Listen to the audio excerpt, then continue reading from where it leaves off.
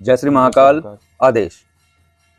तो यह है ऋषभ जी, एक ऐसी साधना करने के लिए आए थे जो साधना अभी तक किसी ने नहीं करी है। एक बार एक लाइव में मैंने बोला हुआ था कि एक ऐसी साधना है कि जो कम परिश्रम में उसकी सिद्धि मिल जाती है और वो बहुत ही तीक्ष्ण तरीके से कार्य करती है। एक ऐसी शक्ति, तो उसकी सिद्धि करने के लिए आपको एक माला जप करना पड़ता है, 11 आहुति देनी पड़ती है बस, और आपको सिद्धि प्राप्त हो जाती है। तो उस सिद्धि से क्या कार्य होते हैं, तो ऋषभ जी जो आपने बुकिंग करी थी, जो साधना के विषय में चर्चा हो रही है, तो आपने जब कॉल करके उसके विषय में जानकारी की, जिस समय लाइव आया हुआ था उसी समय आपके दिमाग में थी, फिर आपने वादशाह जी से भी मैसेज द्वारा या कैसे भी जानकारी करी जी। और जानकारी करने के बाद आपने जो सोचा कि ये मिलेगा, ये प्राप्त होगा, तो आपकी अपेक्षाएं क्या थी? मेरी अपेक्षाएं यही थी कि कोई ऐसा कार्य हो जो कि जिसमें की मेहनत ना हो, क्योंकि जो मनोकामना पूर्ति उपाय होते हैं, जो भी प्रयोग करने होते हैं, तो उसमें मेहनत भी लगती है।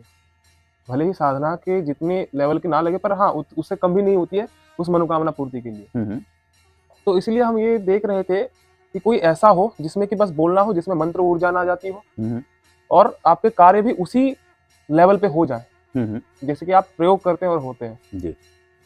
तो जैसे आपने पिछले साधना करी थी, एक प्रारब्ध परिवर्तन साधना 1-1.5 वर्ष पहले आप आए हुए थे, प्रारब्ध परिवर्तन साधना करी, फिर कई ग्रुप में आप जुड़े रहे, आप साधनाएं करते रहे, तो उनसे आपको लाभ प्राप्त होता रहा। इसके बाद, क्योंकि बात यह है कि व्यक्ति तभी रिपीट आता है जब उसे उस चीज का विश्वास हो जाए कि जो करा है उसका लाभ मिला है। जी बिल्कुल, ठीक है। जब लाभ नहीं मिलता है तो व्यक्ति जुड़ता नहीं है, मूल ये होता है। तो आपने जो चीजें पूछी या समझी, उस आधार पे इस शक्ति का ये कार्य है कि अगर व्यक्ति इस शक्ति से प्रार्थना करके, प्रार्थना भी वैसी नहीं करनी है कि मंत्र बोलना है, फूंके लगानी है या कुछ करना है, सीधा नाम बोलना है शक्ति का। मान लो एक उदाहरण के तौर पे मैं कह दूं कि जैसे ये महापिशाच है जी, कि महापिशाच जी ये है आपका प्रसाद, एक पेड़ा या एक लड्डू आपने रखा, ये प्रसाद ग्रहण करिए और जाइए। वो व्यक्ति मेरे को कॉल नहीं कर रहा है या मेरी कॉल नहीं उठा रहा है, वो मेरी कॉल उठा ले। कोई जमीनी विवाद फंसा हुआ है, जो एक व्यक्ति टांग अड़ा रहा है, वो टांग ना अड़ाए, उसकी टांग तोड़ दीजिए या उसको वहां से हटा दीजिए। इस तरीके के इनके प्रयोग हैं, माइंड कन्वर्ट करना और अपने स्तर से उस कार्य को कराना। बिल्कुल।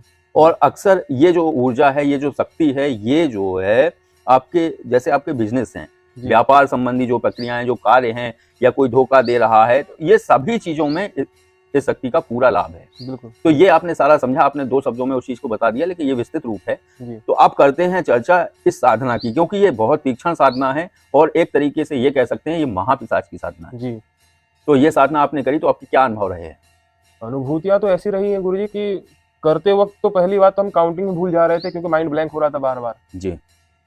और जब हम परिक्रमा नहीं, जाप करते वक्त या फिर खड़े होकर आवाहन करते वक्त, प्रॉपर्ली मुझे याद नहीं है क्योंकि सेट नहीं था उतना। हाँ, वो पूरा ब्लैंक था, तो अभी भी याद नहीं आ रहा है। हाँ, आपको कुछ चीजें याद आ रही हैं थोड़ी थोड़ी। हाँ। कि आपको एक माला जप करना था, इसके बाद हवन करना था, इसके बाद परिक्रमा करनी थी, तो अब आपको शायद कुछ याद आए। हाँ, उसके बाद शायद आवाहन करना था, मुद्रा बना के। हाँ, तो उसी के बीच में शायद आवाहन करते वक्त या फिर हवन करते वक्त, इन दोनों में से कहीं पे ऐसा हुआ कि एक छोटा घोड़ा जैसे दौड़ता है ना, कुरबुट कुरबुट करके, तो ऐसा बगल में गया एक चीज, और दिमाग में प्रेशर बन रहा था, जैसे कि एक तरीके से होता है ना, करंट दौड़ रहा है बड़ी बॉडी में, उस हिसाब से करंट दौड़ रहा था। और यही की अनुभूतियां हो रही थी, पर हम ध्यान नहीं दे रहे थे अपने आसपास क्या हो रहा है। हम बस ये इसमें लगे थे कि हम कर रहे हैं बस, और ये हो जाए क्योंकि हमको पता है कि अगर हमने आसपास ध्यान दिया तो हो सकता है कि हम भटक जाएं। तो इसीलिए जो हम कर रहे हैं उसी में ही ध्यान दे रहे थे। अगर कोई अनुभूतियां हो भी रही थी तो उसमें ध्यान नहीं जा रहा था हमारा जी। तो यही था। मतलब मैं साधकों को, दर्शकों को ये कह सकता हूँ कि ये गूंगे की गुड़ हो गए हैं, गुड़ खा गए हैं, गूंगा बता नहीं पा रहा है कि क्या अनुभूतियां हुई है। बिल्कुल, ये है स्थिति। अनुभूतियां तो बहुत तीक्ष्ण हुई है, क्योंकि मैंने देखा हुआ है साधना के बाद, साधना 12 बजे पूर्ण हुई, 12 बजे जब तुम गए तो तुम्हारा सेंटर बिगड़ा हुआ था। कैसी थी स्थिति? बिल्कुल ऐसा हुआ था कि जब साधना कंप्लीट हो गई थी और आपके साथ बात हो रही थी वहां पे, और वैसे पूरा सेंटर हिल गया था। हम बोलना चाह रहे थे, बोल नहीं पा रहे थे, शब्द नहीं आ रहे थे। रात को सोते वक्त भी मोबाइल ऐसा पकड़े हैं, रखना भूल रहे हैं, मन बोल रहा है रख दो, हाथ जा ही नहीं रहा रखने का लिए, वो देखे जा रहे, जैसे कि एक गंजेड़ी होता है ना, गांजा पीने के बाद वो देखता रहता है चीजों को, ऐसी अवस्था आ गई। तो जितना तुम बता सकते थे अनुभूतियां, तुमने अपने शब्दों में बताने का पूरा प्रयास किया। हालांकि अनुभूति तीक्ष्ण थी अभी तक जो साधनाएं आपने करी हैं उस हिसाब से। बिल्कुल। तो इस साधना के आपको जो प्रयोग बताए गए हैं वो आप प्रयोग कर पाएंगे जी जी। और इस साधना को करने के बाद आप संतुष्ट हैं? जी बिल्कुल।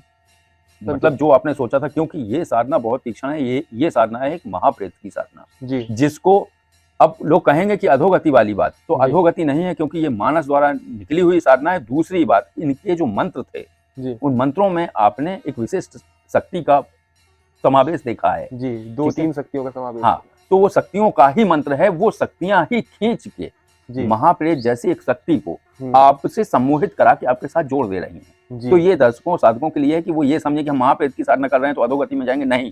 ये आप साधना किसी और शक्ति की कर रहे हैं, बस ये सम्मोहन प्रक्रिया है जी और एक तरीके से बंदिश वाली अनुबंधित प्रक्रिया है कि 3 वर्ष के लिए या 6 वर्ष के लिए वो आपके साथ रहेगा, पूरा कार्य करेगा। जी और जिसके अंदर में 50,000 प्रेत चलते हैं, जी तो वो कहीं नहीं जाता, वो अपने प्रेतों को छोड़ता रहता है तुम्हारी प्रार्थनाओं के अनुसार।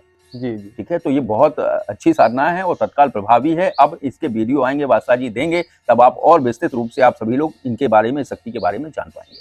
तो ऋषभ जी, आज के वीडियो को विराम देते हैं। जी। आदेश। जय श्री जय महाकाल। श्री